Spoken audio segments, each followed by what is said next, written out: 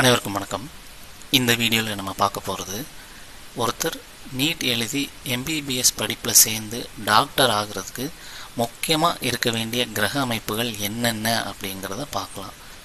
முதல்ல உங்கள் எல்லாருக்குமே தெரியும், டாக்டர், மருத்துவர், நோயை குணப்படுத்துதல் அப்படின்னாலே சூரியன் வலுவாக இல்லைன்னா அவங்க கண்டிப்பாக டாக்டர் ஆக முடியாது. சூரியன் ஏதோ ஒரு விதத்தில் லக்னம் சந்திரனுடையோ 6-10 தொடர்பு இல்லாத ஒருத்தர் நிச்சயமாக டாக்டராக இருக்க வாய்ப்பு இல்லை. ஸோ இதை நம்ம பல வீடியோவில் சொல்லியிருக்கோம். ஸோ சூரியன் ஃபஸ்ட்டு இருக்கணும், 6-10 இருக்கணும், அல்லது குறைஞ்சபட்சம் லக்னம் சந்திரன் லக்னாதிபதி கூடயாவது இருக்கணும். சூரியன் தொடர்பு இருக்கணும் அப்படிங்கிறது ஒரு வீடாக இருக்கலாம், அல்லது செயற்கையாக இருக்கலாம், பார்வையாக இருக்கலாம், அல்லது கர்மப்பதிவாக இருக்கலாம். ஏதோ ஒரு விதத்தில் சூரியன் வலுவாக இல்லாமல் அவர் மருத்துவத்தில் நீண்ட நாட்களுக்கு இருக்க முடியாது.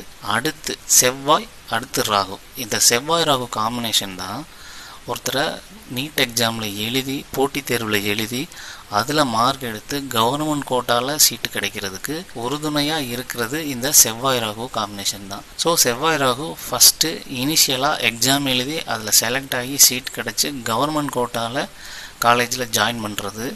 அதுக்கடுத்து மருத்துவராக ஆனதுக்கப்புறம் அது எலும்பு மூட்டு அறுவை சிகிச்சையாக இருக்கட்டும், மருத்துவத்தில் பயன்படுத்தல புதிய தொழில்நுட்பங்களாக இருக்கட்டும், இல்லை மருந்து பொருட்களாக இருக்கட்டும், அதே மாதிரி அறுவை சிகிச்சை பண்ணுறது, உடம்பை கிழிச்சு உள்ளே என்ன இருக்குது, பாடி எப்படி ஃபங்க்ஷன் ஆகுது, ஒவ்வொரு உறுப்பையும் பார்த்து ஆராயிறது, இது எல்லாத்துக்குமே செவ்வாய் ராகுவோட காம்பினேஷன் இருந்தால் மட்டும்தான் அதை அவங்க திறம்பட செய்ய முடியும்.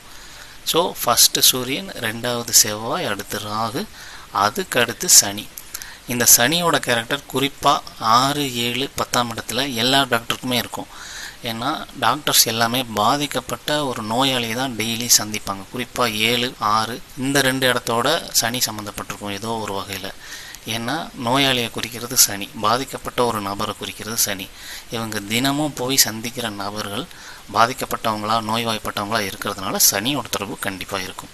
ஸோ சூரியன், செவ்வாய், ராகு, சனி இதோட தொடர்பு எந்த அளவுக்கு லக்னம் சந்திரன் லக்னாதிபதி கூட அல்லது குறைந்தபட்சம் 6, 10 இடத்தோட தொடர்பில் இருக்கணும்.